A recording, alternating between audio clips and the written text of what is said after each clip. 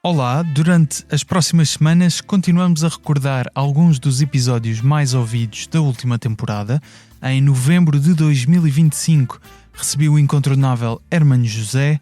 O humorista tinha celebrado recentemente 70 anos de vida, 50 de carreira e 40 do programa O Tal Canal. Não muito antes de gravarmos este episódio, tinha subido a palco com um ombro fraturado e um tendão de Aquiles rebentado.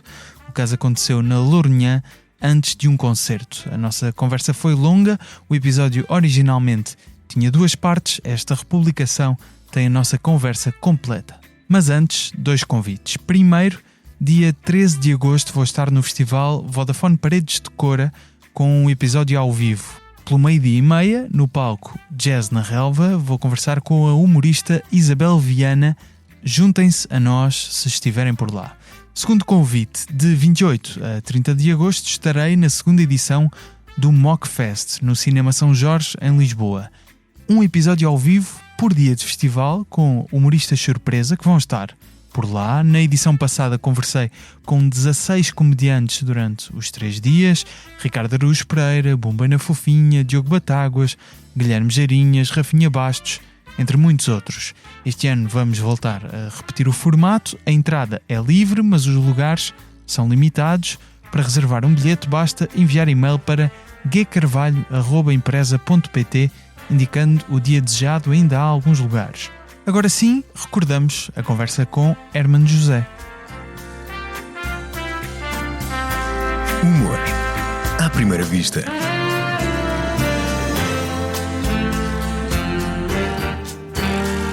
Com Gustavo Carvalho. Descobre-se uma música ainda por descobrir. Descobre-se um rio que nos ensina a sentir. Descobre-se a coragem que vive dentro de nós. Descobre-se um amigo e também como é bom aproveitar a sós. Este é o lugar onde queres sempre voltar. Vodafone Paredes de Cora. Descobre o habitat natural da música. Hermano, comecemos exatamente pela lesão mais recente. Está ainda a fazer fisioterapia, pelo que vou vendo, acompanhando nas redes sociais. É verdade. Basicamente caiu de uma cadeira antes de subir a palco, o ombro... Não, foi num camarim, a subir uma cadeira para pôr a roupa na porta, uma vez que Não havia cabides? Havia, mas não aguentou o peso, porque eu tenho ok. um coisa muito pesado, com vários fatos lá dentro, com serafim, casaco dos tebos, essas coisas todas. E quando subi à cadeira, a cadeira era desmontável, então abre de repente e eu caio com aquela violência das pessoas que estão na forca, sabes? Tiram dão um pontapé no banco e eles morrem. E eu caí com essa violência, destruí o tendão de Aquiles logo na cadeira e os 2 tendões do ombro sucumbiram aos meus 104 quilos. Agora estou um bocadinho mais leve. Mas e ainda assim subiu a palco, porquê? Depois fui a Torres Vedras, onde fui muito bem recebido no hospital. Uma médica muito querida que me tratou. Eles têm um bom historial de ortopedia, portanto são muito, muito bons também nessa área. Ressonância magnética. E ela disse: olha, o seu tendão foi à vida, os 2 tendões da coifa do ombro também, portanto isto vai ter de ser operado e quer ficar por aqui, quer ir para casa. Eu disse: não, minha querida, tenho de ir fazer um espetáculo. Porque neste momento há 70 e tal jovens de uma banda filarmónica que tiveram a ensaiar durante meses para me acompanhar, mais 10 mil pessoas na festa, e eu vou fazer o espetáculo. E ela ficou completamente incrédula. E eu peguei então a cadeira de rodas emprestada por um simpático bombeiro da zona, e com o microfone na mão, e aquele instinto de sobrevivência que eu tenho nas alturas de grande crise. Tenho uma espécie de... eu acho que nasci para sobreviver. Eu saio ao meu tio, ao irmão do meu pai, que esteve num campo de concentração soviético 7 anos, e de 3 mil homens foi um de 33 que não se mataram nem morreram. Eu acho que herdei um bocado desses anos. Ou da minha avó, da mãe desse meu tio, da mãe do meu pai, que sobreviveu à Guerra Civil de Espanha, sobreviveu à perda de todas as amigas, aos fuzilamentos das suas companheiras de canasta, a uma falência, porque depois casou com o meu avô, que era também ele próprio fugido à Primeira Guerra, e portanto tiveram de arranjar um disfarce para as empresas que fugiu ele também. Perderam tudo, vieram primeiro para Peniche, e depois não havia dinheiro, e ela arregaçou, como era uma grande cozinheira, arregaçou as mangas e tomou conta do Clube Alemão, do restaurante, e transformou aquele restaurante no restaurante mais in do momento.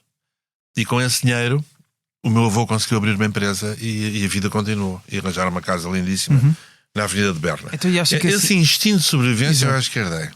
Mas acha que esse instinto de sobrevivência é também necessário, especialmente na profissão de humorista, porque se estão muitas vezes a apontar algumas características dos outros, não é? A satirizar os outros nesses momentos de fraqueza, ou em que podiam mostrar fraqueza, têm que mostrar sobrevivência? Eu acho que em todas as profissões, sabes?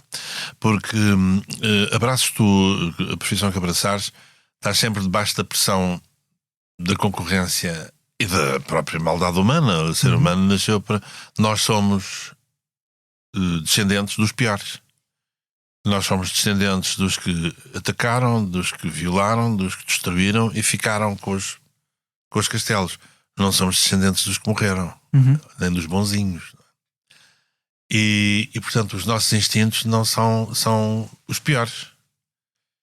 E como tal, muitas vezes o que distingue um sobrevivente, eu não lhe chamaria vencedor, um sobrevivente do não sobrevivente, são características que nada têm a ver com a própria profissão.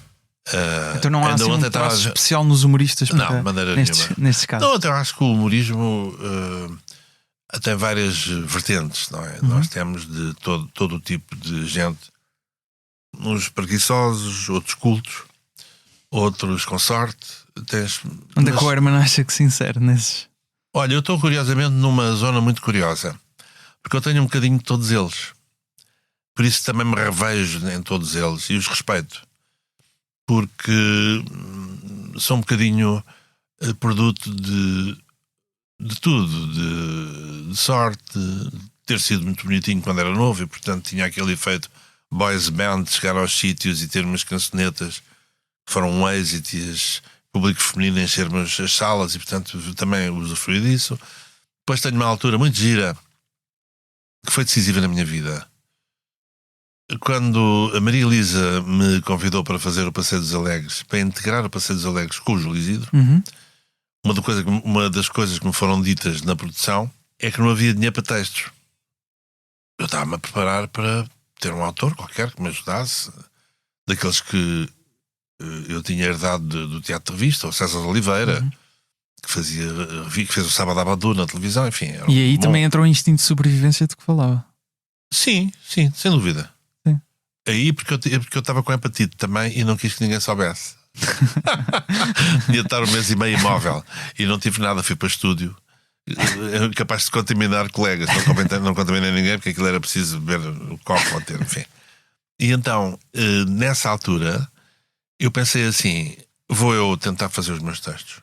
E então comecei a escrever coisas que me faziam rir. E o que me fazia rir na altura era muita lógica do humor dos Monty Python, claro, mas também do Benny Hill, aquela maneira de estar divertida, e também de alguns humoristas americanos que eu tinha, que eu na altura já me diziam muito, nomeadamente Don Rickles, John Rivers, e comecei eu próprio a construir os meus textos com coisas que a mim me fizessem rir.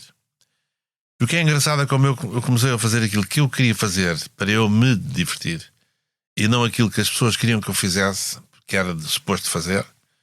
O meu êxito nasce precisamente dessa diferença. De ir contra a expectativa. Fenómeno que se repete mais tarde com os Gato Fedorento. É engraçado, eles eram meus autores no Herman Sick. Exato. E cansaram-se de estar a escrever para mainstream e com aquelas regras chatíssimas, típicas de quem estava a fazer um programa supostamente para toda a gente. E seguiram os 4 em direção à SIC Radical, muito mal pagos, para fazerem aquilo que lhes apetecia fazer, eles próprios fazerem. Aquele estilo de humor. E criaram o seu espaço e tiveram um sucesso enorme e tudo isso. É um bocado a repetição daquilo que me aconteceu. Essa fase foi muito importante porque eu comecei a escrever. A primeira vez que escrevi um programa de televisão e levei a um diretor de programas, ele recebeu o dossiê e depois mandou-me entregar o dossiê de volta, explicando que ainda é um bocadinho cedo para assumir essa responsabilidade. Certo. E tinha razão.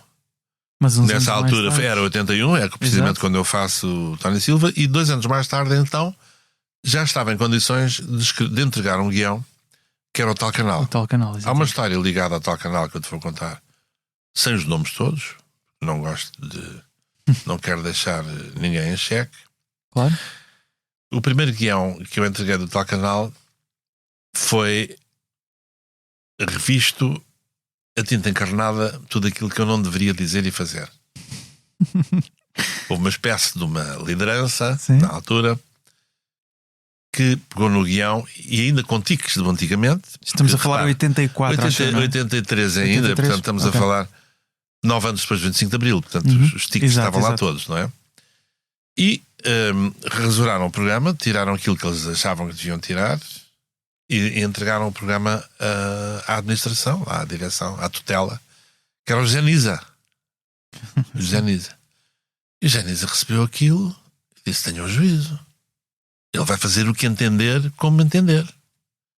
Eu vou guardar isto, mas não isto é quase uma ofensa. Ainda tem esse... Não, ele era para me dar. Tem a viúva do José Nisa. Isso é um documento mítico, documento, então, de histórico da...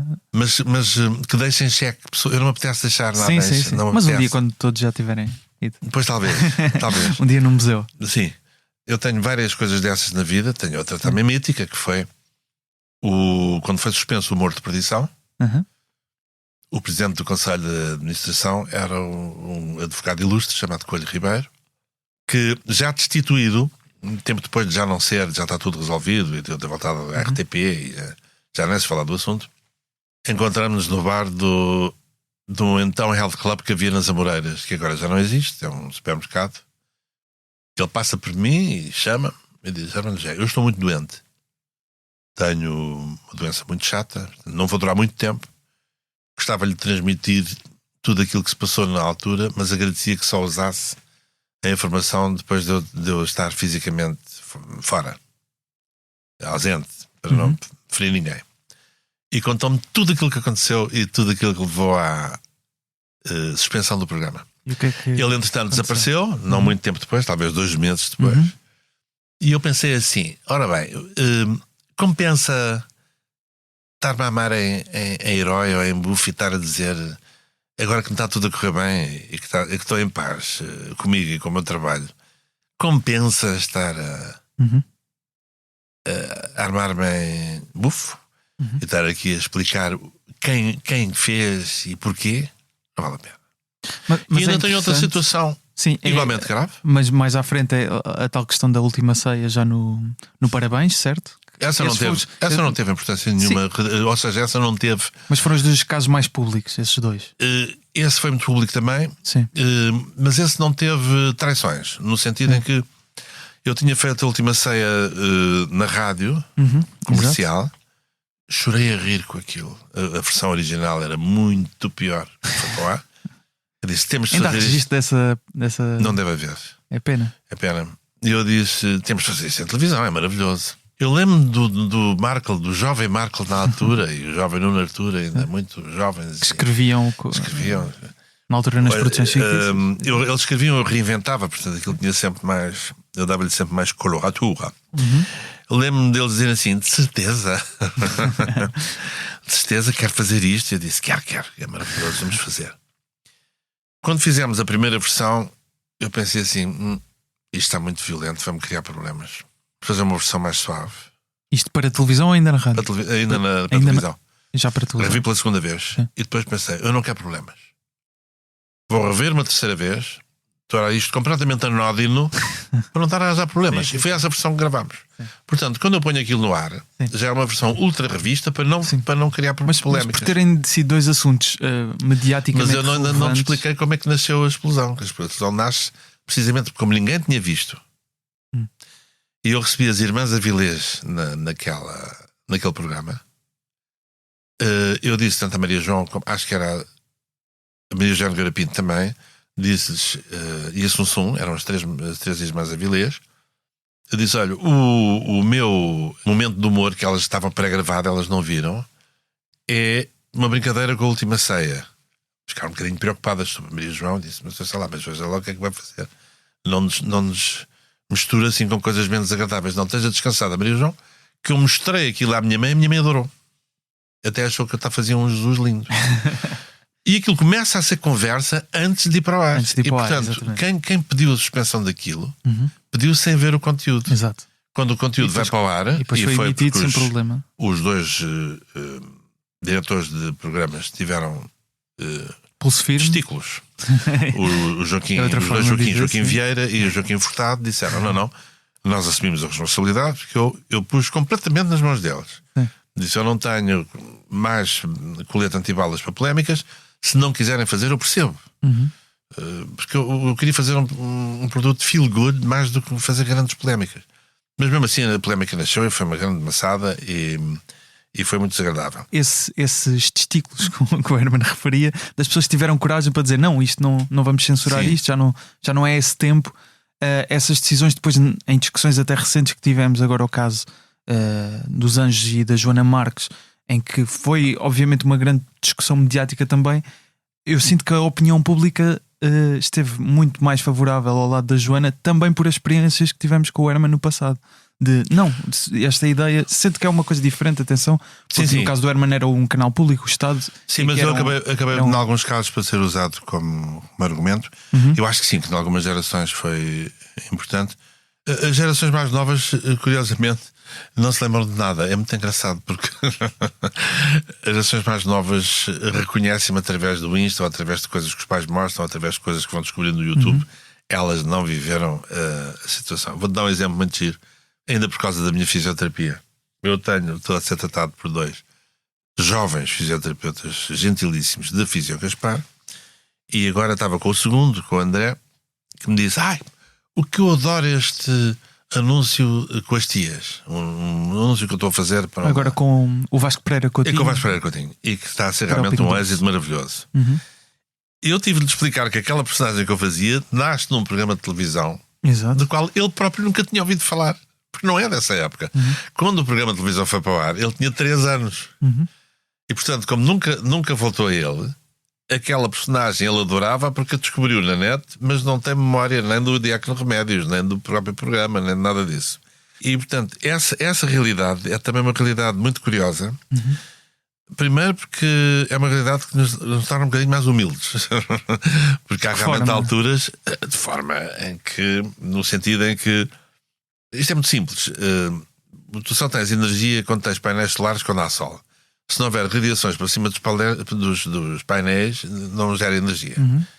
Se eu sou um grande artista com 51 anos de carreira, eu tenho uma mesa reservada num sítio, eu chego com a minha entourage e vir para a rapariga e digo: olá, minha querida, ué, está uma mesa, o meu nome. Qual é o seu nome e qual é? O meu nome? Não está a ver quem eu sou? Não, eu cheguei do Brasil há 3 meses. Herman José. Oi? Herman José? Amando. Não, minha querida, Herman com H. É Nani. Não, está aí na lista. Sou este. Se é este? Sim. 4 pessoas? Sim. Só um bocadinho, por favor, que eu vou ver se... E naquele momento, os meus painéis solares não estão a ter energia. Portanto, eu literalmente não existo. Faz-me lembrar um episódio maravilhoso passado com a Amália, que eu adorava. Um dia estamos num restaurante que eu tive, que chamava Café Café. Estou à mesa com a Amália. E entra um grande amigo do Francisco Balsemão, curiosamente, e que estava sempre nas festas do Francisco Balsemão, no Algarve. Grande amigo, que era e que acho que foi ministro dele até, dos negócios estrangeiros. Chamado André Gonçalves Pereira, grande advogado, carregava nos erros. André Gonçalves Pereira. Era um bom vivant, um tipo maior que a própria vida, um dos primeiros inquilinos da Quinta do Lago, um escritório maravilhoso, cheio de gente, o seu charuto. Toda a gente fumava na altura, à frente de toda a gente, portanto ainda estamos nessa fase. Passa pela mesa e diz: Amália, está boazinha, como é que está? Está a ver quem eu sou? Diz ela: não está a ver quem eu sou. Ele chegou com 2 metros, não é? Assim que a Amália disse que não estava a ver, ele baixou para 1,5 metro. Então, sou André Gonçalves Pereira? Eu não estou a ver. Eu digo: Amália, André Gonçalves Pereira, que é advogado e que foi ministro dos negócios estrangeiros, não está a ver? Não. Amália, mas a Amália até teve 2 vezes a minha casa a cantar, não se lembra? 2 festas que eu dei. Não estou a ver. E ele foi encolhendo, e finalmente, quando já estava com 30 centímetros, não mais, 10 inches, vai-se embora com o seu charutinho, muito triste. Então, disse: Amália, mas de certeza que não se lembra dele? Claro que me lembro, mas foi importante. Ele tem esta mania, não sei o que, foi importante pô-lo no seu lugar. É uma história linda, não é? É. E portanto nós só existimos em certas ocasiões. Há uma honrosa exceção de uma pessoa que agora existe sempre, mas qualquer dia também vai deixar de existir, chamada Cristiano Ronaldo. É o único que existe em toda a parte. Claro que daqui a 50 anos ele tem 20. Ele tem 40 e qualquer coisa. Portanto, daqui a 30, quando tiver a minha idade, há de chegar a sítios em que dizem: até a minha mozonha é reservada. O seu nome, por favor. Cristiano Ronaldo. Oi? Cristiano. Ronaldo. Também lhe vai acontecer eventualmente. O Herman estava a falar da colaboração nesse vídeo com o Vasco Pereira Coutinho, que é ator e humorista. Aliás, também participou agora nos Globos de Ouro, onde o Herman até foi homenageado também. Sim, sim. Acha que o Vasco é um exemplo dos grandes valores da nova geração do humor? Ele tem uma vantagem, tem várias vantagens. É um tipo superiormente educado e lúcido. E, portanto, ele não se acha coisa nenhuma. Ele está ainda espantado com aquilo que lhe está a acontecer. Eu, nestes meus 50 anos de carreira, conheci centenas de miúdos e miúdas com talento. Uns foram caindo porque são preguiçosos, outros foram caindo porque se acharam importantes demais, outros foram caindo porque afinal não era a vocação e começaram a fazer outra coisa. Eu diria que só depois dos primeiros 10 anos de vida artística é que podes fazer um juízo de valor sobre a pessoa. Sobre o Vasco, a grande vantagem dele, para além dessa lucidez e desse espírito hiper-educado, que nem sempre é uma coisa adquirida, é uma coisa com que se nasce.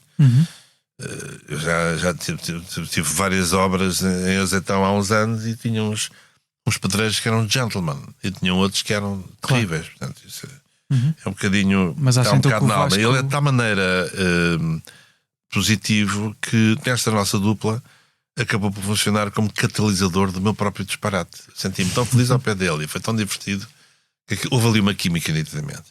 Agora, se me perguntares assim num documento a dizer que ele vai ter um grande futuro, isso não se sabe nada. Não é? Tem que se ir construindo. Eu lembro-me que... Mas tens esperança nesta nova geração de... Eu não tenho esperança em humoristas? nada. Eu quero que as novas... Eu quero que... Estou um bocado como a minha mãe. Eu pergunto, como é que está não sei quantas?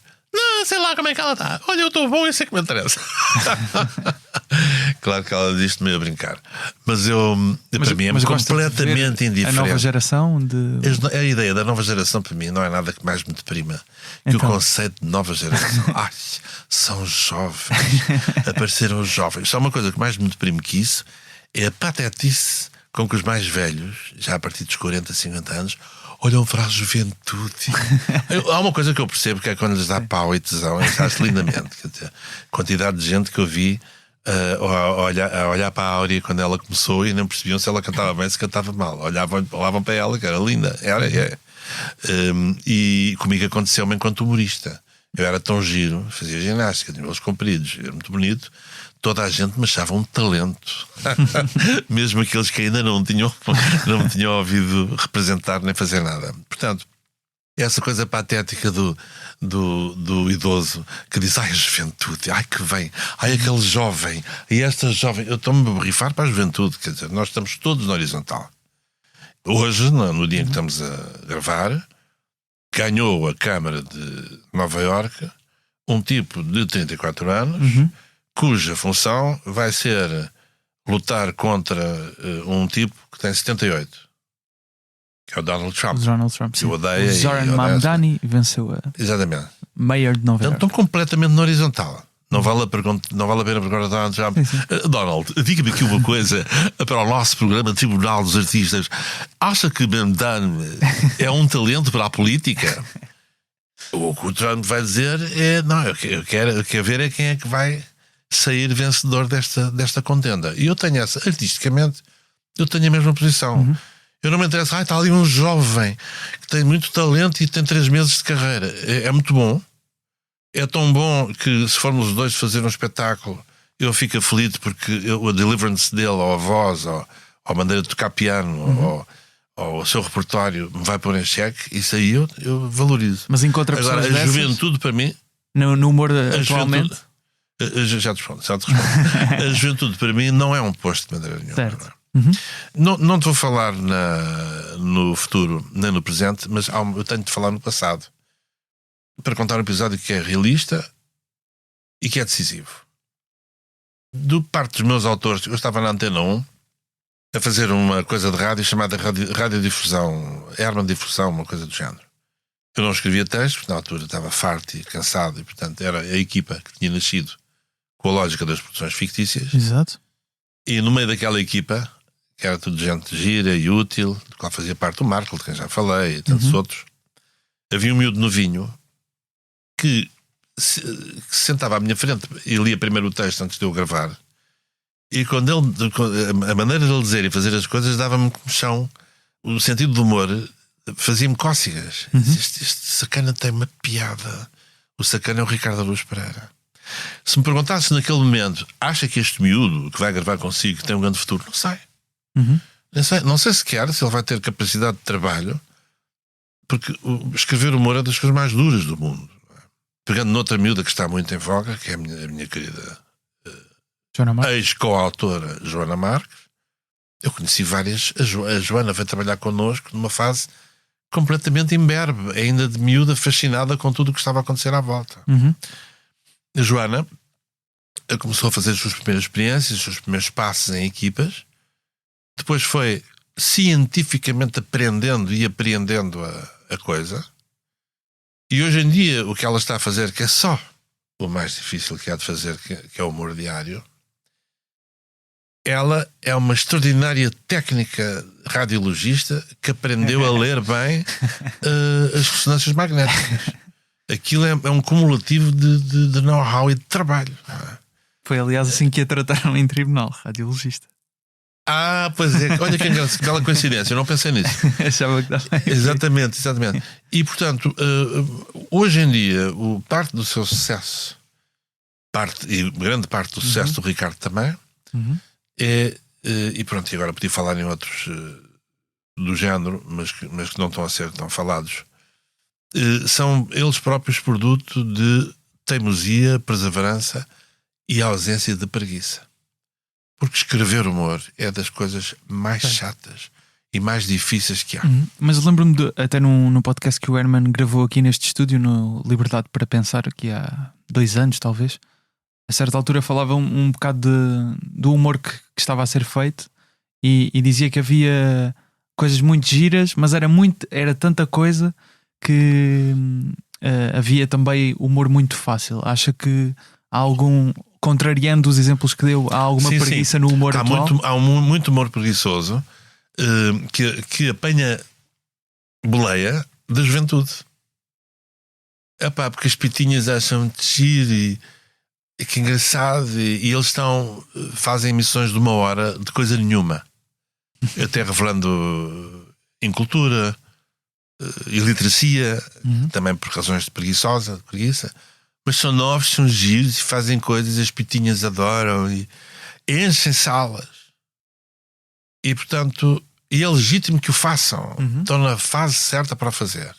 E já comecei a perceber que dentro desses que eram só uns putos engraçados que faziam só assim umas coisas, há uns que nitidamente apanharam o seu espaço, o seu mercado, a sua personalidade, e começam agora a tirar o fio daquilo que lhes é devido e a trabalhar em função de garantir o seu futuro, para além do momento da juventude, a partir do momento em que deixam de fazer. Está a pensar em alguém em concreto?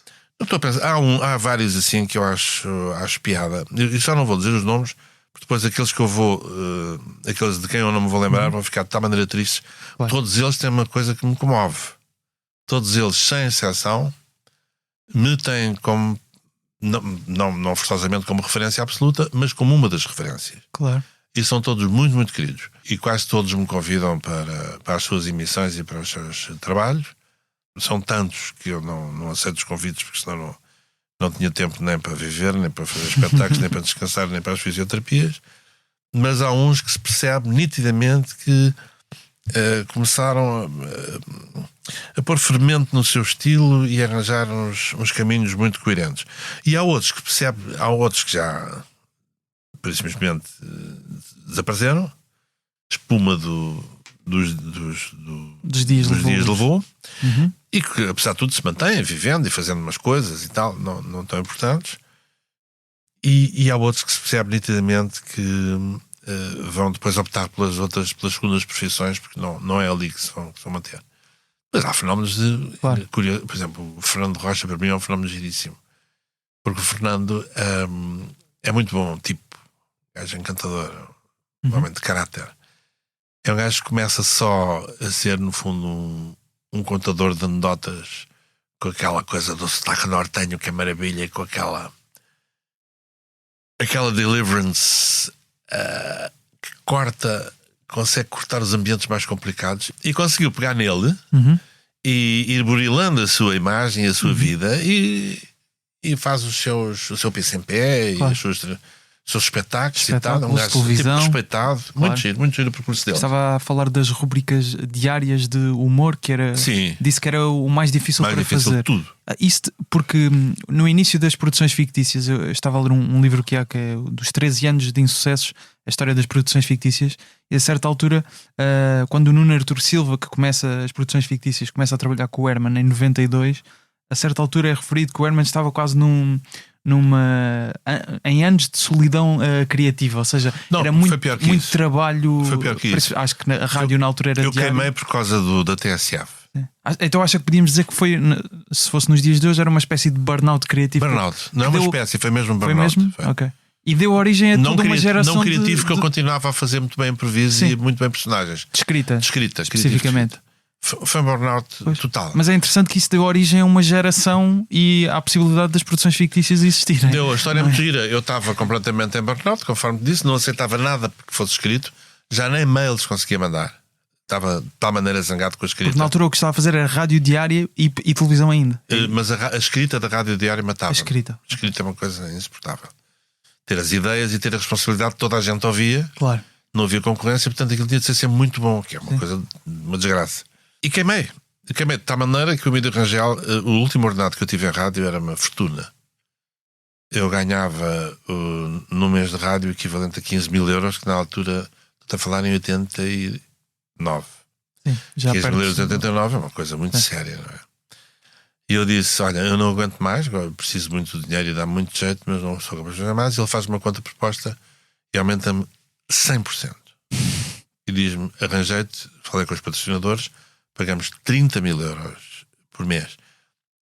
Se eu te quiser fazer a extrapolação para o que são 30 mil euros agora, é alguém dizer-te, tenho aqui 120 mil ou 150 mil por mês, queres fazer rádio diária? Eu tive de dizer que não. Já não aguentava escrever nem mais uma linha. Pronto, e deixei. E um dia fui a um programa do Joaquim Letria na RTP2 e vejo dois atores dizerem coisas com muita piada. O Zé Pedro Gomes e o António Feio. Fazendo um sketch muito giro. E eu perguntei ao Fialho Gouveia, que era produtor. Acho que era o Miguel Guilherme na altura. Depois é que veio ser o António Feio. Acho que não, o Zé Pedro Gomes e o António Feio. Era? Ok. O Miguel Guilherme. Agora... Porque eu acho que começou o Miguel Guilherme e depois é que entrou o António Feio. Acho que esta és capaz de me ter lixado com essa. Bom, não queria estar aqui a fazer. O Zé Pedro Gomes era com certeza. Sim. E eu virei-me para o Fialho Gouveia e perguntei-lhe: quem é que faz isto? É um tipo muito simpático, anda aí, que é professor de português, que tem outro amigo também, que é o Miguel Viterbo, que eu descobri no outro dia, que fazem aqui estas coisas. Isto é muito engraçado. Entretanto, a Mimosa e Iogurtes tinham-me convidado para uma campanha baseada em vários episódios semanais de humor. E eu disse-lhes: olha, eu não tenho capacidade para escrever o guião, mas podemos falar aqui com estes tipos que fizeram isto, porque eles parecem-me ter talento e talvez possam fazer o show da Mimosa. E portanto o arranque deles é com o show da Mimosa. Como correu muito bem, eu convidei-os para escrever textos para a televisão. Exato. E como eles começaram a mandar vir mais gente, fizeram uma empresa chamada Produções Fictícias. E nasceu então uma geração. Sim, mas então diria que o trabalho diário na rádio mata por dentro o humorista? É muito difícil, porque vemos casos que já nomeou, da Joana Marques, o Marco então já faz o Homem que Mordeu o Cão há não sei quantos anos. Matou este humorista. Agora, cada pessoa tem a sua... Sim, claro. Há coisas que eu adoro fazer. Eu sou capaz de estar 2 horas em frente a 20 mil, 30 mil, 40 mil pessoas num sítio. a fazer humor e música, a tocar piano e adoro e faço com que aquilo seja um êxito e tenho a noção que na minha área mais ninguém faz. Mais ninguém faz. E faço sem sacrifício. E porventura estes trabalhadores diários do humor que se têm aguentado têm essa... São cada vez mais. As Sim. rádios apostam muito. Têm essa capacidade e portanto não sofrem tanto, porque eu não, o problema é que eu nunca me senti autor. Nunca se sentia autor? Nunca me senti autor. Eu fui autor porque teve de ser. E não estou sozinho. Agora, como infelizmente a minha memória é muito seletiva, não me lembro de que entrevistas é que eu vi há pouco tempo no YouTube, também de um tipo fantástico que teve de escrever por necessidade. E o entrevistador perguntava-lhe: mas está a brincar connosco? Quer dizer, o tipo escreveu os seus livros e escreveu os seus textos, estava a dizer que foi por necessidade. Foi. Talvez o Mel Brooks, não sei. Depois há outros que adoram escrever, como o Woody Allen. O Woody Allen é, sobretudo, antes de mais, um grande escritor de peças teatrais e de humor e de guiões. Então o Herman vê-se mais como intérprete? Sim, eu odeio escrever. Odeio. Sempre odiei. Assim, sempre? Nunca mas houve odiei a ponto de ficar...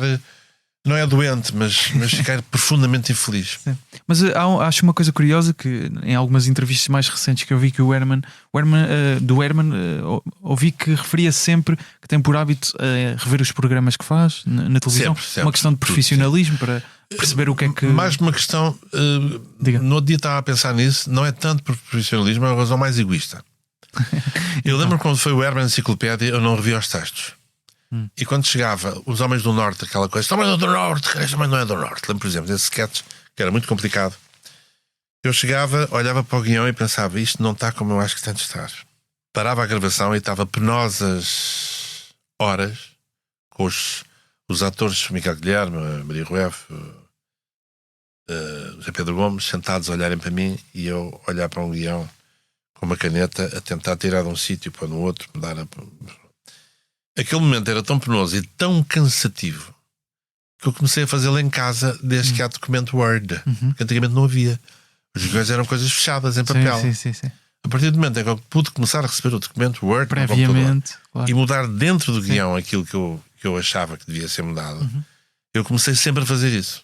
E sempre o fiz, e às vezes até tanto que havia autores que ficavam muito sofridos com isso, porque depois às tantas ficava... inclusivamente lembro-me, há uma sitcom que eu fiz que tinha feito uma equipa para essa sitcom e depois gostei tão pouco do primeiro episódio que acabei por escrevê-lo sozinho. Foram 20 e tal episódios que escrevi sozinhos, a sitcom do Uniel e Dália. Aquele universo não podia ser, ninguém percebia aquele universo daquele casal, foi sempre eu que escrevi. Agora imagina o esforço, eu que odeio escrever, tive de escrever 20 e tal episódios de 45 minutos. Foi a pior. Esse foi mesmo por sobrevivência. Foi ainda mais forte do que ir atuar na Lourinhã com a perna e o tendão destruído. Mas ia perguntar se quando está a rever os programas, que pormenores é que detecta que depois vai analisar e perceber: aqui devia ter feito ao contrário? Consegue dar um exemplo? O texto tem de fazer cócegas. Um bom texto de humor. Mas é mais no texto do que na interpretação? É a interpretação depois em todo o programa? Na interpretação podes disfarçar um mau texto pontualmente. Mas é um sofrimento. E se estiveres com febre ou com gripe, não disfarças nada. Se o texto não for bom, aquilo não tem piada. Se o texto for ótimo, estás completamente doente, cheio de febre, até podes estar afónico e aquilo continua a ter piada. Por isso é que é tão importante que o guião encerre dentro dele cócegas. Um bocado como na culinária, ou seja, tens uma refeição de menu de degustação, 12 pratos. Cada prato tem de ter um bocadinho de alma. Não te podes dar ao luxo que este não é muito bom, mas não faz mal que o próximo é capaz de ser. Isso aí já não é um bom menu, então, não é? E isso tem de ser feito em casa e com trabalho e olhar para o texto. E com muita paciência e muita humildade dos autores, não se podem ofender pelo facto de muitas vezes eu reescrever cenas inteiras porque de repente me lembrei que assim fica melhor. Estava a ler o perfil que o Pedro Buxeri Mendes escreveu sobre si a propósito dos seus 70 anos em 2024, que foi publicado na revista do Expresso. Isto é uma pequena curiosidade: o Herman deu explicações? Ah, sim, mas isso aí foi por ambição económica. Explicações de quê? Como é que era como professor? Explicações de tudo. De tudo? Tudo. Mas Sabes aquela coisa do Almada, poeta, não sei o que, e tudo. Eu era assim, explicador de matemática, línguas, inglês, alemão. Matemática também? E tudo. Okay. Tudo que fosse preciso. Porquê? Os meus amigos sempre foram muito, muito ricos. Calhou. Na escola alemã era uma escola cara. Tinhas gente da classe alta, com dinheiro. Certo.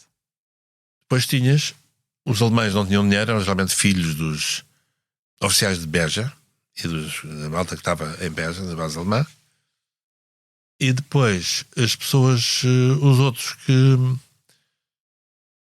tinham menos dinheiro, não tinham a capacidade de fazer o que os dinheiros faziam, que era: anda connosco, passar o fim de semana à Praia das Maçãs. Vamos no avião do meu pai, vamos para o Alentejo. São coisas giras.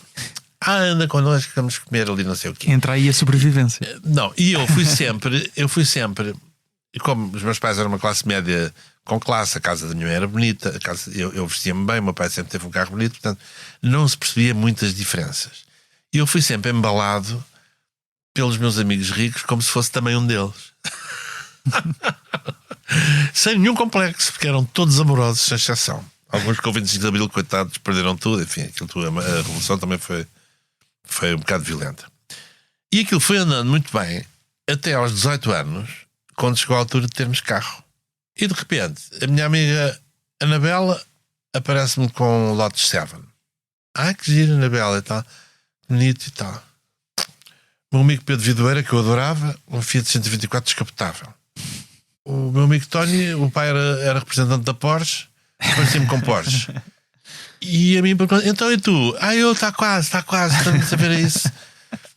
Porque o meu pai não é, o meu pai também por razões de princípio, para não ficar com complexos de eu ter um acidente ou qualquer coisa do género, de uma forma muito alemã, disse-me: desculpa lá, mas não te vou, ofereço-te os estudos, a escola, a roupa, tudo o que tu quiseres, carro não te ofereço.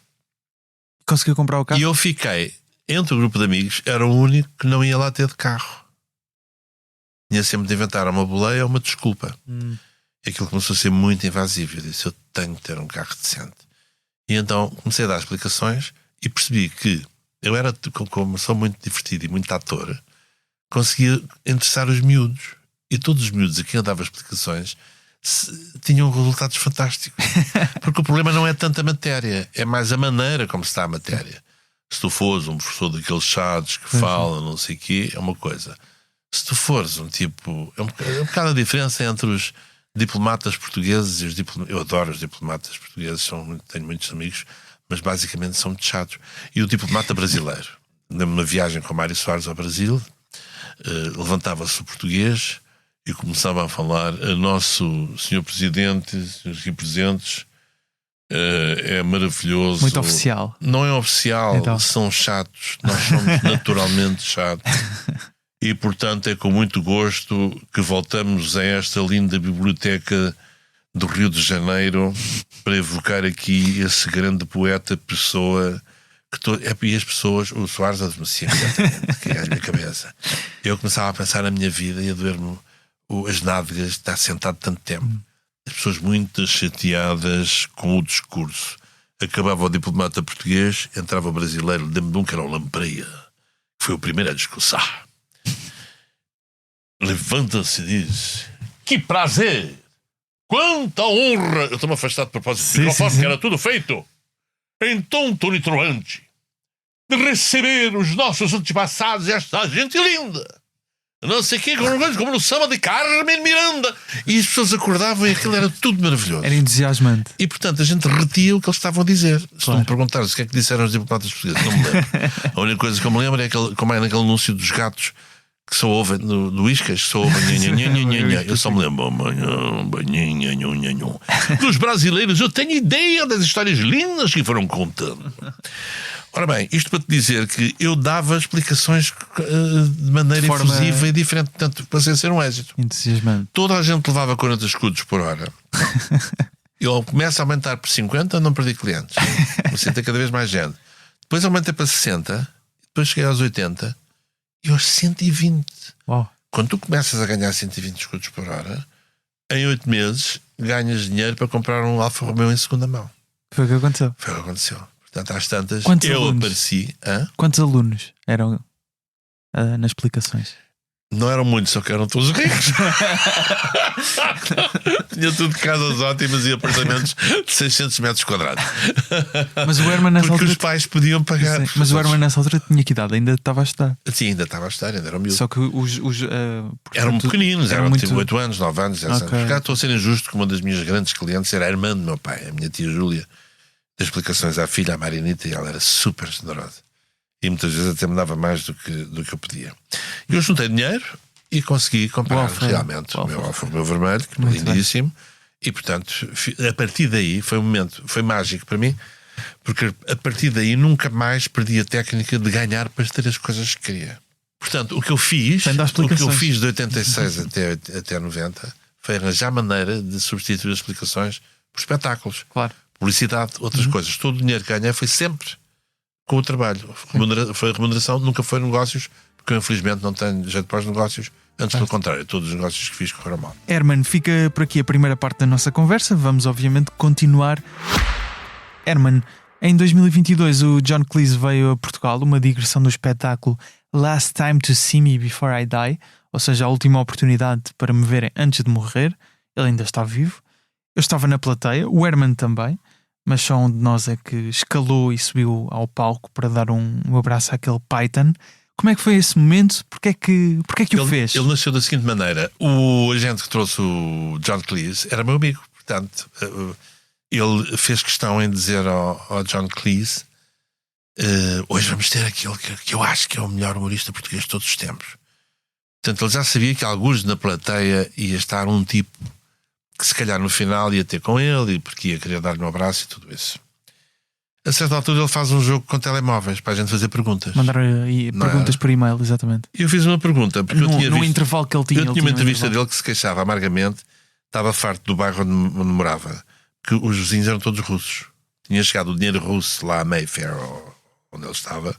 Compraram as casas todas à volta, já só estava ele.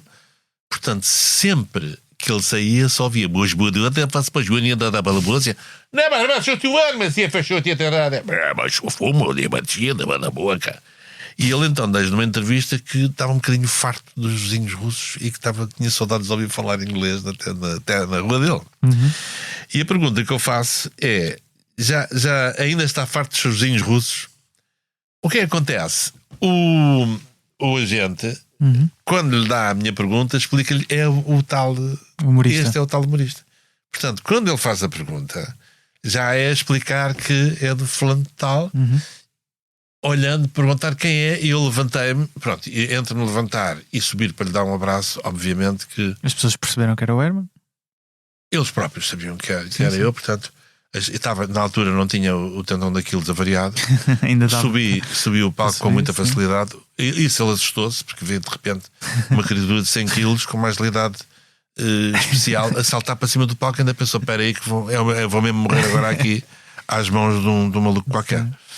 E dei-lhe um abraço e expliquei-lhe, peguei no microfone e disse que ele foi a coisa mais importante que me aconteceu na vida. E foi, porque foi no dia em que eu na RTP2 descubro os Monty Python, em que vejo o primeiro episódio dos Monty Python, que a minha mãe me perguntava: como é que consegues achar graça a esta porcaria? Isto não tem piada nenhuma, porque arrebentava a árvore, enfim. Eu fiquei, aquilo abriu-me uma porta para sempre, não é? Uma porta com uma força, escancarou-me para uma criação que me acompanha até hoje, e portanto ele é para mim um dos meus ícones. Ele, e com certeza o Woody Allen. As pessoas não sonham que todo o sucesso daqueles momentos de Nelly e Dália, o enquadramento fixo, com as pessoas a saírem e entrarem dentro. Eu usei muita câmara fixa, as pessoas vão entrando e saindo, sobretudo no Nelly e Dália, nos anos 2000, 2001, já na SIC. Aquilo é perfeitamente a inspiração dele. E uma coisa que ele faz que eu acho maravilhosa é que é escrever aquilo que parece improviso, mesmo as frases menos interessantes. Quer dizer, o quê? Achas? Mesmo? Eu escrevo tudo. E exijo que os meus autores digam precisamente o que lá está. E tenho peças, sobretudo no Nelly e Dália, nos sketches do Nelly e Dália, tenho peças de um orgulho imenso. porque elas são relógios de escrita. Eu tenho um que é o upgrade disso tudo, que é eu ao telefone com o meu amigo Zé Carlos, a Ruefa ao telefone com a mãe, os dois a falarem ao mesmo tempo, cada um em conversas paralelas, tudo escrito ao milímetro, como se fosse uma pauta. E tudo aquilo faz sentido até ao final, em que aparentemente depois estão a falar aquilo que eles acham que é a mesma coisa e são coisas diferentes. Exercícios de que me orgulho muito, mas que sofri horrores em fazer. Se não sofresse, ainda continuava a fazer. Se eu não sofresse a escrever, eu já tinha feito várias belas peças de teatro, tantas vezes me pedem. Já tinha feito vários guiões para cinema e já tinha, obviamente, escrito livros. Mas não gostava de, por exemplo, fazer como fez a certa altura da sua carreira, ter guionistas consigo e o Herman colaborar nesse processo de escrita? Para fazer essas peças, esse cinema, Para quê? Outra vez, mais do mesmo? Não, eu tinha a obrigação de eu próprio, sozinho, fazer como faz o Woody Allen. Sentar-se em frente ao computador ou em frente à máquina de escrever, então na altura. Ainda é uma coisa que quer fazer? Não quero porque sofro demais, lá está. É uma contradição terrível, percebes? É a minha grande contradição, da mesma maneira que cada vez gosto mais, por exemplo, ninguém percebe, cada vez gosto mais há pouco tempo fizemos alguns espetáculos seguidos. Tu não imaginas a esquizofrenia da coisa, porque vou atuar nos prémios do desporto em Braga para aquele maravilhoso pavilhão multiusos de Braga cheio. Logo a seguir vou fazer um espetáculo num teatro à Vila do Conde, que foi uma perfeita delícia, com um público que percebia tudo até os silêncios. E depois logo a seguir fui fazer uma festa de um tipo que fazia 50 anos e que a mulher lhe ofereceu o espetáculo, que para mim é das maiores honras que podes imaginar. Ser a prenda de aniversário. Também já aconteceu casamentos, prenda de casamento, o espetáculo do Herman José. Aliás, já tive um que aí já não era só eu, era cometeu uma inconfidência. Força. O grande André Vilas Boas, na sua festa dos 40 anos, que foi maravilhosa, eu era um dos presentes de anos, era eu e o Anselmo Ralph. E portanto imagina para mim a alegria que é estar naquele contexto numa festa de anos, não é? E portanto é um tipo de trabalho que eu adoro fazer. E eu vou sempre com encantamento, portanto não... Coisa que nos anos 80 era ao contrário, e em sofrimento. Tanto que quando vim para a SIC fazer o meu programa deixei de fazer espetáculos durante 10 anos. Aí houve uma inversão muito curiosa. Mas sobre esta ideia de ainda colaborar com outras pessoas para escrever, há uns tempos o Herman foi ao podcast do Miguel Esteves Cardoso e da Maria João. Fiquei com vontade de... o Herman e o Miguel ainda podiam colaborar hoje, ainda podiam fazer qualquer coisa juntos. Fiquei com essa vontade de ver algo novo feito pelos dois. E acho que era sim, não foi fácil, porque a escrita de Miguel é uma escrita... as ideias e a escrita de Miguel são muito literárias e às vezes nada mainstream. Sim, claro. Para um sketch eu percebo, que tem de ser, não é? Portanto, eu muitas vezes perdia muito tempo para conseguir o máximo denominador comum entre a criatividade dele e a versão final para ser representada. Gostasse eu de escrever, não tinha dúvida nenhuma em aliar para o Miguel. Estávamos a falar do Herman SIC já, portanto acontece em 2000 a transição para a SIC. Eu na altura até eu estive à procura há uns tempos de umas VHS que eu tinha quando era miúdo, e estava eu com 2 anos no sofá e o som de fundo que se ouve é o Herman a cantar uma canção.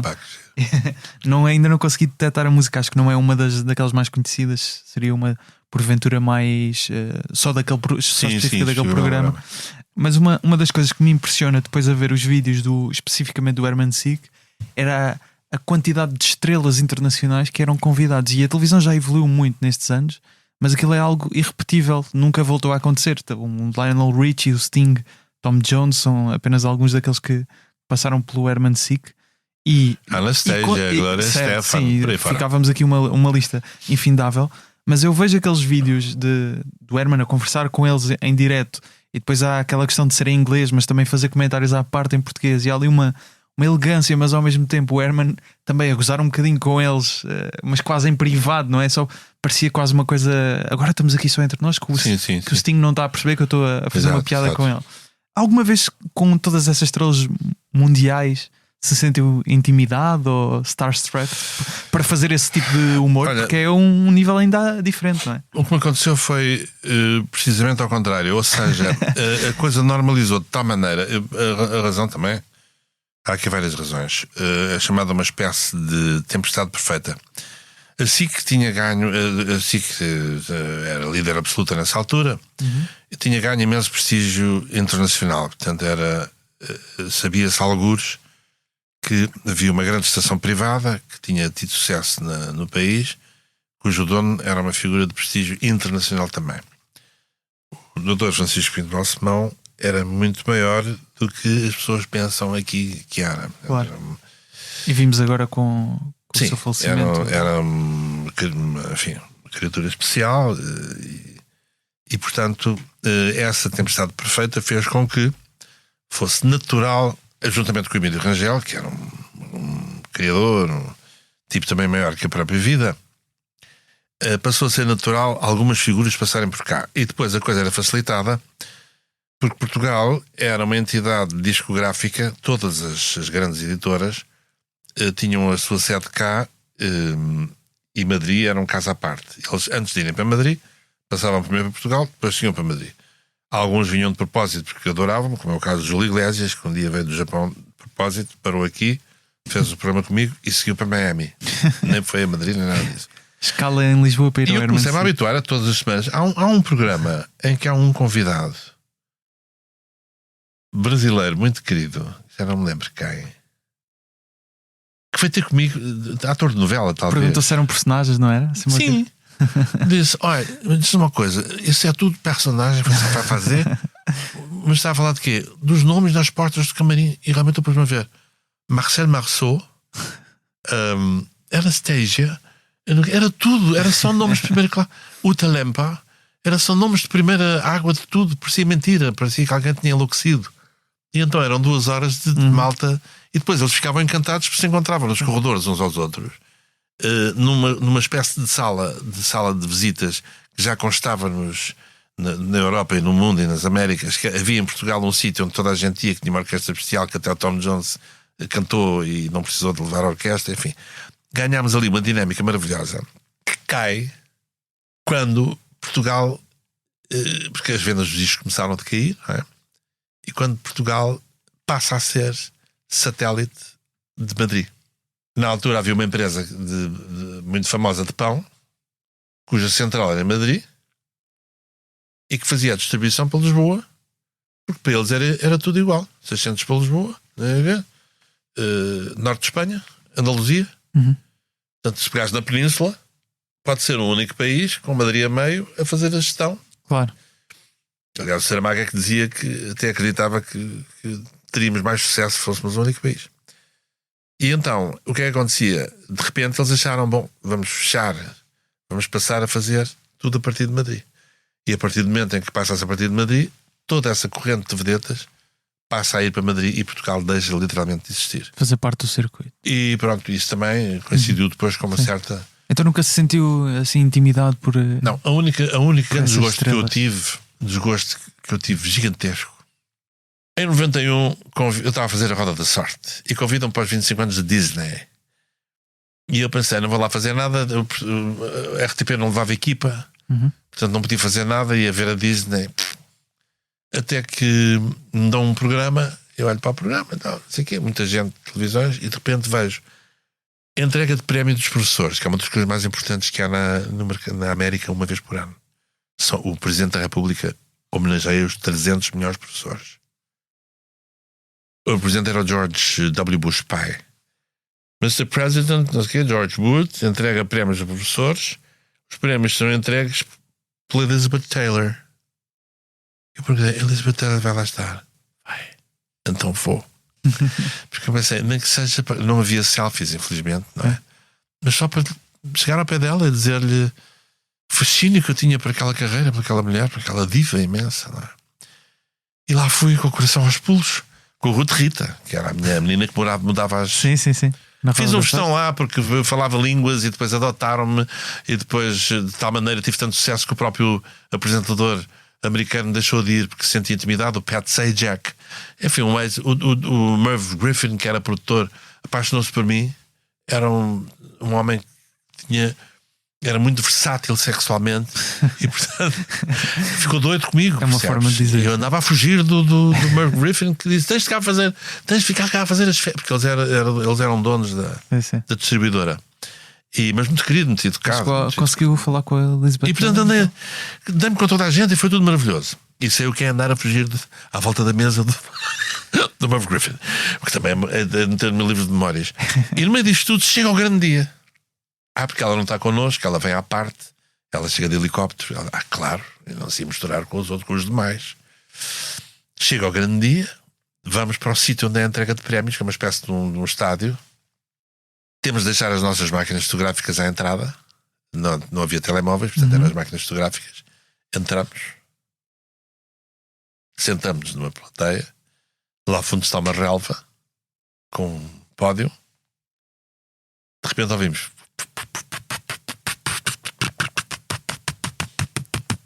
Eram 2 helicópteros. Um era o antecessor destes helicópteros que nós conhecemos, do Donald Trump, que são muito bonitos e muito caros, porque aquilo é antimíssil, aquilo é maravilhoso. Sim. Tem casa de banho, tem kitchenette, tem tudo. E chega o helicóptero com o presidente Bush e outro com a Elizabeth Taylor. Saem do helicóptero lá ao fundo. Estás a ver? Imagina-te no estádio de luz, na bancada, e olhas lá para baixo para o guarda-redes. E eu vejo lá, do tamanho de 2 milímetros, um Presidente da República e uma Elizabeth Taylor, que podia ser ela como podia ser a Maria José Valério. Era indiferente, naquela distância não se percebia nada e não via estas câmaras nem estes ecrãs a aumentar a imagem. Eu pensei, então a minha visita, o meu encontro com a Elizabeth Taylor vai ser e foi. Na primeira parte falamos das novas gerações de humoristas. O Herman considera que, independentemente da idade, há uma plataforma horizontal onde todos os humoristas estão. Tenho ideia de que o George Carlin dizia que, basicamente, com a idade tinha ficado melhor humorista. Ele também teve uma transformação muito peculiar ao longo da carreira. O Herman já comparou, por exemplo, o jazz ao humor, dizendo que queria ver os melhores músicos a tocar até ao final da carreira. Como é que vê a ideia da reforma do humorista? Acha que vai haver um dia em que diz: não, eu agora só quero estar em casa ou fazer o que bem entender? Depende só da ou razão. Até há um fator que nós dominamos, rir, não é? há um fator que nós dominamos, que é a curiosidade intelectual. Uhum. A curiosidade intelectual mantém-nos sempre curiosos. A net, as coisas, os posts, enfim. Uma pessoa muito curiosa tende a não envelhecer tão rapidamente. Esse é o primeiro aspecto. O segundo aspecto é não sucumbir à má disposição do velho.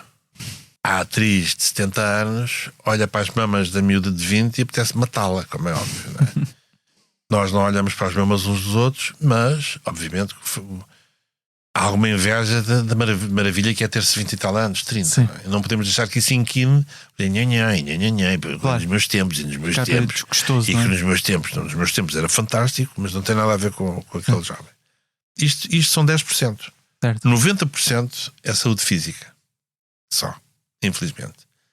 Se tiveres a felicidade, por exemplo, a Joan Rivers, que eu venerava e que conhecia em Nova Iorque, teve brilhante até o último segundo, porque ela morreu numa operação às cordas vocais, já tinha 80 e tal anos, ficando cada vez mais witty, cada vez.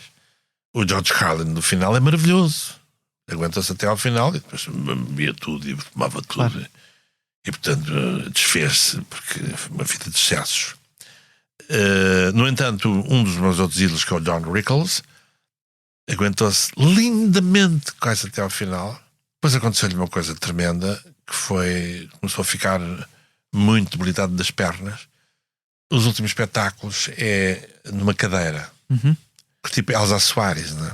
Cadeira com microfone, com o resto à volta, já muito cansado. E tens outro que eu conheci pessoalmente, que foi meu vizinho, então, um homem genial chamado Victor Borga, que era um humorista pianista que tocava músicas clássicas e gozava com a... Isto vão tudo, quem nos estiver a ver, que vá ao YouTube, está lá tudo. Victor e Borga. Vale a pena. Victor Borga. Um homem genial, até ao fim, foi sempre genial. os seus cabelos brancos, coluna direita, Sim. 80 e tal, sem disfarçar a sua idade, muito bem vestido, foi sempre maravilhoso, os tempos cada vez melhores, maravilhoso. Mas quanto à sua. E portanto, Ideia no de- meu caso, eu estou dependente de. Eu sei que, de um ponto de vista pessoal, com a curiosidade que tenho e com a felicidade que tenho em fazer a deliverance de comédia em palco, com o meu próprio material, que eu não estou sempre a substituir, mas que vai sempre evoluindo, esse lado acho que está bom. O lado intelectual não depende de mim, Certo. porque no outro dia está a haver um querido colega que, pelo facto de ter fumado muito, agora está com a voz assim. Portanto, mantém-se talento, mantém-se no hall, mas é muito cansativo ouvi-lo falar. Ele deve estar com DPLC, é quando tu ficas com os pulmões todos fodidos. Claro. Porque fumaste mais. Que é outro conselho que eu digo: é para não fumem. Tem 30, 40, não estraguem os pulmões. Sim. Que é para chegarem à minha idade e ainda poderem dar gritos. Na primeira parte da nossa conversa mencionámos os vários casos em que o Herman esteve perto de ser ou foi mesmo censurado. Na altura em que acontece a situação da última ceia, Marcelo Rebelo de Sousa era o líder da oposição pelo PSD, foi crítico do sketch. Como Presidente da República, condecorou o Hermano José com o grau de grande oficial da Ordem do Infante Dom Henrique. Perdoou Marcelo ou nunca sentiu Nunca, eu percebi perfeitamente. Não, ouve lá. Nunca? A política é a arte de. Não foram as declarações do Marcelo na altura que me irritaram. Irritaram muito mais os paladinos de esquerda olharem para o lado e dizerem que ele pôs-se a jeito. Sim. Tipo a miúda que é violada porque ia de mini saia. Claro, não é? claro. Isso eu achei grave. Sim. O Marcelo foi completamente coerente, era líder do partido e católico praticante. Num momento em que vai ser, em que não sabia ainda o que era o sketch, podia ser uma coisa gravíssima. Sim. E portanto o que ele disse era uma coisa que na altura, dita agora, era um bocadinho mais grave, mas na altura é que o canal público tem a obrigação de respeitar, enfim, as fés e as correntes de cada um. É uma coisa, obviamente, à luz de hoje é terrível, não é? É impensável, é uma trampalhada, uma verdadeira trampalhada. Mas na altura aquilo saiu, ou seja, as coisas boas que o Marcelo fez foram tantas e as intervenções que ele teve, então não levou benignas, mal nada, de maneira nenhuma. Não. O que ele levei a mal são esses nomes, eu não digo. Sim. Esses sim ele levei bem a mal, nomeadamente alguns paladinos de esquerda que aproveitaram para ter o telefone desligado nessa altura. E portanto, já na condecoração tivemos azar. Eu ia receber a minha condecoração no dia da chatice das gêmeas, do caso dos das 4 gêmeas, milhões certo. dos produtos. Portanto, Certo. foi cancelado nesse dia, foi agendado para uma semana depois, e nessa semana eu estive na presença de um presidente preocupado, Pois, muito preocupado. Portanto, certo. não estava com aquela leveza normal. Olha, encontrei, por exemplo, um dia na primeira fila do concerto do Tom Jones, ali em Cascais, e ele estava exultante, feliz, não é? Eu preferia ter tido esse presidente exultante na Na homenagem. minha cerimónia, mas eu percebi que ele estava muitíssimo preocupado. Recentemente, com o caso ainda nesta questão da Joana Marques com os Anjos, o Herman disse, obviamente, e o Herman já o disse, que é amigo dos dois lados, portanto, disse que pessoalmente não avançaria com o processo.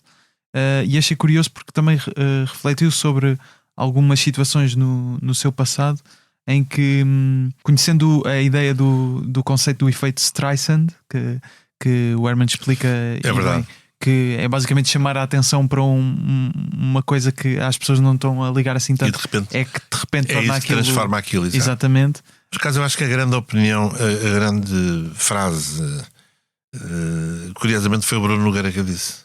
Qual? Eles foram mal aconselhados. Uhum. Ninguém lhes disse. Sim. Se eles tivessem falado comigo antes, eu adoro-os. Sim. São dois Sim. trabalhadores incansáveis e duas pessoas estimáveis que se meteram numa coisa complicadíssima e super cansativa. Se eu tivesse podido falar na altura, dizer, não façam isso. Dava-lhes o exemplo precisamente do Streisand Effect. Para quem não sabe, conta-se em duas palavras. O Streisand tem uma casa em Malibu muito bonita, e um dia houve uns jovens arquitetos da tua geração que fizeram a cobertura fotográfica da costa para explicar onde é que ia haver erosões e onde não se ia construir.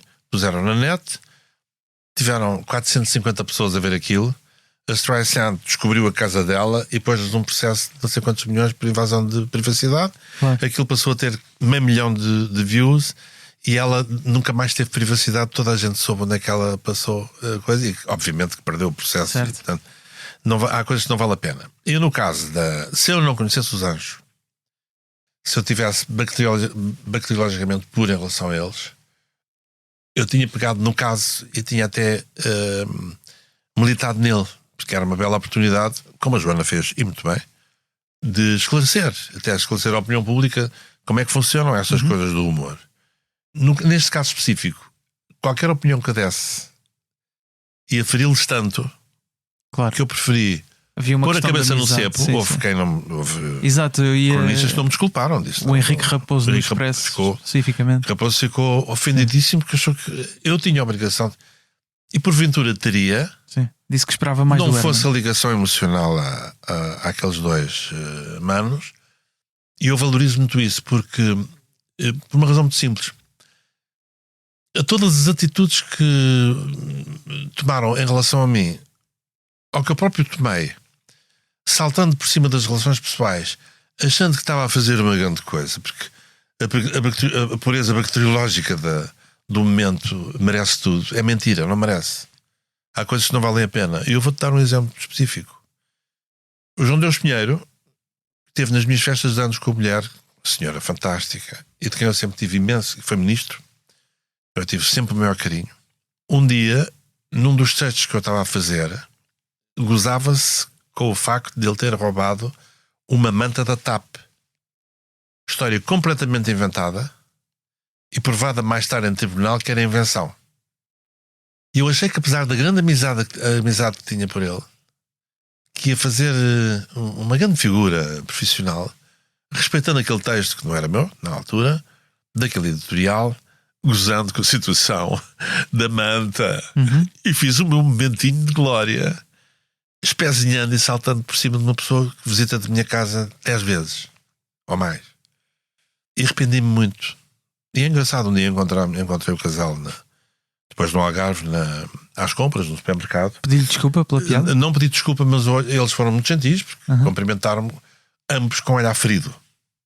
E obviamente não desculparam como porventura eu não desculparia.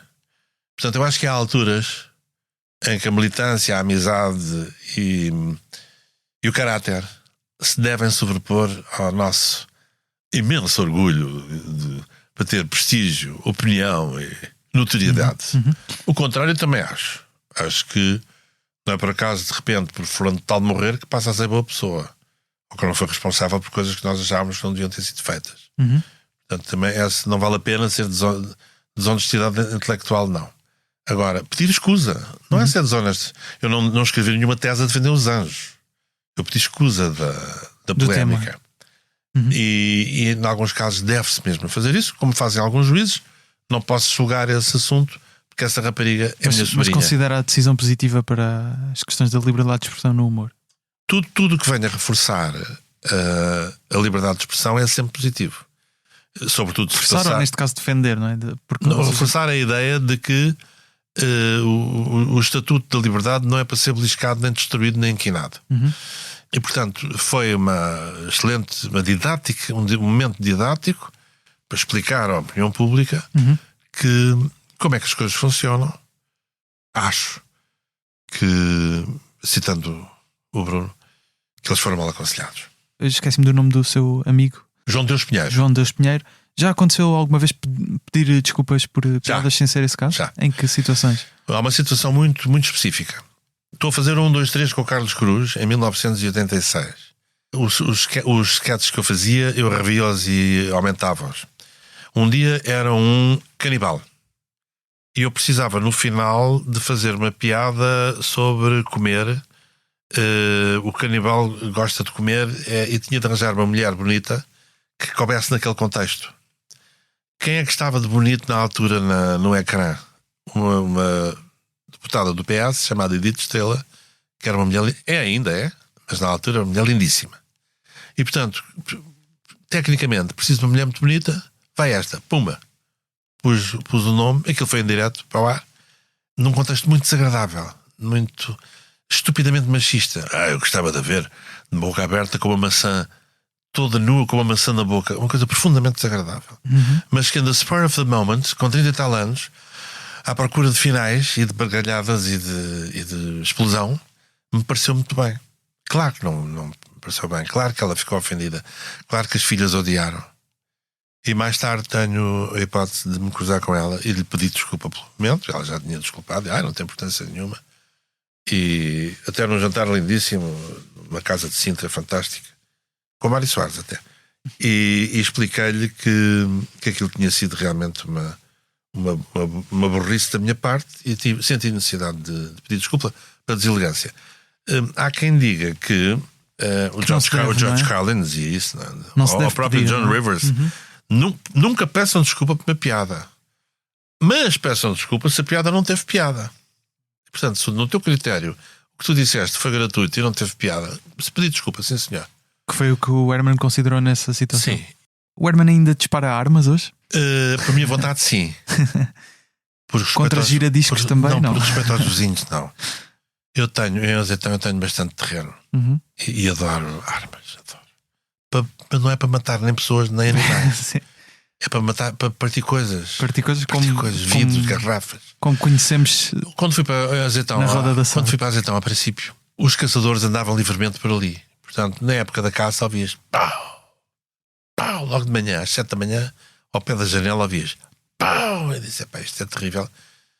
Eu não posso ir para o pé dos caçadores, abrir a janela e dizer: então, seus malandros, o que é que vocês estão a fazer? Matar coelhos? Tudo volta para as vossas casas. Não podia. Então pensei: como é que eu vou fazer para não desesperar? Já sei. Há um provérbio maravilhoso que é: if you can't beat them, join them. Então comprei uma caçadeira maravilhosa, que é aquela com que destruiu a roda da sorte, e comecei a própria dar tiros também. Que ainda tem. Comecei a própria dar tiros. Não há animais, não me dá prazer nenhum. Mas a coisas. E o que é que tem destruído recentemente? Só que acabou a época da caça lá. A época não. Acabou as licenças de caça naquela zona, deixaram de existir, naquele que é parque natural. Portanto, quando eu ia dar tiros, ficava tudo em pânico, porque achavam que há uma guerra, está a chegar o Putin. Vamos finalmente ser anexados. No silêncio onde só havia os passarinhos e de vez em quando uma família foguete que fazia. Que agora infelizmente já há pouco, porque aquilo era muito típico do campo. Ouvias de repente pau, pau. Um dia resolvi-me, para mostrar a arma, estava no meio de um jantar, abri a janela e de um tiro para o ar para elas verem o som maravilhoso que aquilo tinha, e a caseira da quinta em frente veio ter comigo de manhã e disse: Herman, ficámos tão preocupados, deve ter rebentado uma garrafa de gás ou qualquer coisa, porque ouvimos uma explosão tão grande perto da meia-noite. E eu pensar: filha, mal sabes tu que foi eu que dei um tiro para o ar. Eu acho que devia haver uma vez por ano um especial do Herman na televisão a destruir qualquer coisa com uma caçadeira. É verdade, mas fazia sentido. Os meus instintos de destruição, sabes, eu agora sinto muito apaziguado graças ao Instagram. O Instagram tem... O meu algoritmo deve ser o algoritmo mais estranho de todos. Porque ele... Se tu permitir em confidência, antes de começarmos, estava aí um vídeo de cá que era uma música que não estávamos a perceber de onde é que era. Que era o meu telefone. Era o seu telefone e era um bolo, não é? Um coração preto. Um coração. Feito com carvão vegetal. Exato. O meu Instagram, tão depressa me sai um coração preto feito com carvão vegetal, com pistácio em cima, feito por um grande pasteleiro de 2 estrelas Michelin, não sei de onde, do Nepal. Como logo a seguir aparece um maravilhoso desastre daqueles que são atropeladas enquanto as pessoas vão pelo ar. Logo a seguir um atropelamento. Logo a seguir um cão vestido de Pai Natal. E logo a seguir uma outra malandrice, daquelas que andamos a coisa e aparece uma malandrice qualquer. E logo a seguir, pumba, mais uma pasta. E isso relaxa? Mais uma pasta. Diverte-me imenso, distrai-me imenso. E portanto, sempre que eu vejo coisas a arrebentar, ainda no outro dia tive a ver um post que me deixou muito gratificado, que é uma senhora rebenta-lhe a panela de pressão. Não só lhe lixa a cozinha toda, como a panela fica... O fogão fica torto, que é uma maravilha, fica completamente destruído. Eu pensei: pronto, depois de ver esta explosão da panela de pressão, estou apaziguado durante um mês. Herman, a expressão não havia necessidade do Diácono Remédios surgiu porque era uma expressão que a sua mãe Da minha mãe, sim, dizia. sim. Ela ainda lhe diz quando o Herman às vezes faz alguma Acho que coisa. não. Não havia necessidade, Herman. Não lhe diz. Acho que não. Já não usa. Não, ela habituou-se de tal maneira. Ela é engraçada, ela refinou com a idade. Ela vivia com aquelas típicas preocupações da cultura judaico-cristã. À medida que foi andando, o sentido do humor refinou. É muito giro. E agora digo as coisas piores. E ela a única coisa que diz é: lá está ele, pronto, já cá faltava. Hoje em dia eu já cá faltava. Antigamente não havia necessidade. Para terminar, Herman, eu peço sempre aos convidados que escolham um excerto de comédia, de algo de que gostem, que os representa de alguma forma. E o Herman me selecionou um excerto de Monty Python de uma canção que se chama. É uma canção muito curta que se chama Sit on My Face. Sim, o Sit on My Face é baseado. A música não é deles, a música é uma marcha que existe, cujo nome agora não te sei dizer. A canção é extraordinária porque ela. Tens de imaginar na mentalidade. Hoje em dia ainda é polémico. Mas nos anos 70, um grupo de comediantes fazer um disco de música com letras fantásticas, todas elas dedicadas a temas diferentes e uma mais extraordinária que a outra em termos de surrealismo. E ter uma música que começa por dizer: Sit on my face and tell me that you love me. I sit on your face and tell you I love you too. We love to oralize. When I'm between your thighs, you blow me away. Ora, meter no meio dos thighs, blow me away e sit on my face, que é no fundo um hino ao Cunilingus. And let my lips embrace you. Let my lips embrace you. Portanto, um hino ao Cunilingus que ainda se mete qualquer coisa no meio dos thighs e ainda fala em blow, para um jovem que tem 20 e poucos anos, que está acabado num país que está acabado de sair de uma ditadura e é confrontado com essa música.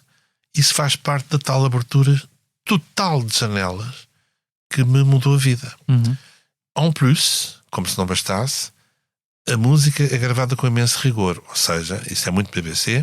Mesmo sendo humorístico e mesmo sendo uma marcha repescada, são os melhores músicos a gravar com as melhores orquestrações. Eu convido, seja quem for que nos esteja a ouvir, a ir à RTP Palco ver o meu espetáculo dos 50 anos do Coliseu. Independentemente de gostarem. No Campo Pequeno. No Campo Pequeno. Independentemente de gostarem das minhas piadas ou não, de atentarem na qualidade da orquestra. São para aí 14 músicos ou 18, e das orquestrações do Pedro Duarte e o rigor com que a música é tratada. E isso é muito inspirado no rigor com que. E essa trajetória musical, de comédia musical do Herman, também vem inspirada pelos Monty Python. Tem muitas músicas muito conhecidas. Não vem tanto. Vem mais inspirado pela necessidade de fazer espetáculos e ter músicas que mobilizassem o público, porque há sítios onde é muito complicado só ter palavra. Mas o que me vem deles era um rigor que eu não dominava na escrita para músicas. A primeira pessoa que eu conheci que tinha esse domínio instintivamente era o Carlos Paião. Mas, voltando àquilo que eu estava a dizer da capacidade de trabalho, o Carlos Paião tinha tido a capacidade de concentração de tirar um curso de medicina. E, portanto, quando ele escrevia as suas letras ou trabalhava canções, era com o mesmo rigor com que tirou um curso de medicina. Portanto, não tens nas letras dele, sejam boas ou más, nada que indicie nem preguiça, nem coisas metidas a martelo, que hoje em dia há muito. Demais. E também no humor. Tu não tens bom humor, boas poesias. Sempre que, mesmo em coisas bem feitas, sempre que aparece uma cantiguinha, a letra está sempre mal escrita. Estão sempre sílabas fora do sítio. Estão sempre tónicas fora do sítio. Devia haver um crash course, de comédia musical, só para aprenderem a escrever bem para o humor, que não há. E, portanto, o Carlos Paião fazia isso primorosamente. Depois eu tentei escrever e escrevi algumas coisas divertidas, algumas até muitas. Escrevia muito na fase do Herman Sick, muitas coisas em verso, e o credo era uma coisa toda escrita em verso. Havia muita música, se calhar uma dessas que tu ouviste na gravação, e aí estava sempre a pensar no Carlos Paião e no tempo que ele perdia para não facilitar. Vou-te dar um exemplo há uma música, há bocado falei no Anselmo Ralph, que eu adoro, mas tem uma música que, se o Carlos Paião ouvisse, ficava tinha dito tomar um Lexotan. E tu és a única mulher, portanto está o fora do sítio. Não é? E hoje em dia há um certo facilitismo em escrever letras para o humor. Herman, muito obrigado por ter vindo ao Humor à Primeira Vista neste episódio especial de 2 partes. O Herman José está no Instagram em herman.josé.oficial, o Humor à Primeira Vista em humoraprimeiravista.podcast, com excertos em vídeo do episódio. As fotografias do episódio são de Francisco Romão Pereira, a fotografia de capa é do José Fernandes, com design de Tiago Pereira Santos. Um agradecimento especial ao Tiago Filipe pela voz do genérico e ao Rui Mirama pela ajuda. A coordenação é de Joana Beleza e a direção de João Vieira Pereira. Eu sou o Gustavo Carvalho, estou no Instagram, Twitter e TikTok em Gustavo Rito Carvalho. Quinzenalmente, à sexta-feira, escrevo sobre o que se anda a passar no mundo da comédia na newsletter Humor à Primeira Vista. O podcast volta na próxima terça-feira. Siga-nos nas apps de podcast e nas redes sociais do Expresso. Se tiver sugestões ou ideias que queira partilhar com a equipa de podcasts, envie um e-mail para podcasts@empresa.pt. Muito obrigado por ter vindo, Herman. Foi um prazer. Muito obrigado.